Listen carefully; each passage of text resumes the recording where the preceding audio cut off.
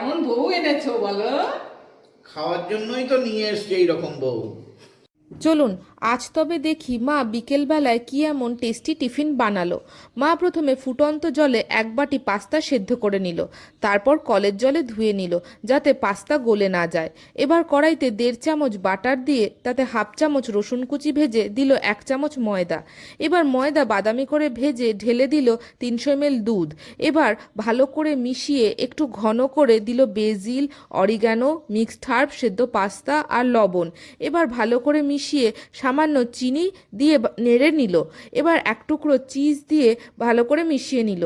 Cheese গলে গেলে দিয়ে দিল গোলমরিচের গুঁড়ো। এবার ভালো করে মিশিয়ে এই নিল। নাও তোমার বিকেলের টিফিন রেডি। আজ কি টিফিন করেছো? খেয়েই দেখো কি করেছি। ও, হোয়াইট সস পাস্তা। হ্যাঁ, খেয়ে দেখি কেমন। অনেকদিন তো এটা করনি। আর কত করব, এই টিফিন ও টিফিন করতে করতে আজকে মনে হলো একটু তোমার পাস্তা করে খাওয়াই। দারুণ হয়েছে, ভালো হয়েছে? খুব ভালো হয়েছে। বাহ, তুমি দেশি বিদেশি সব রান্নাই তো পারদর্শী। তাহলে কেমন বউ এনেছো বলো? খাওয়ার জন্যই তো নিয়ে এসছে এইরকম বউ।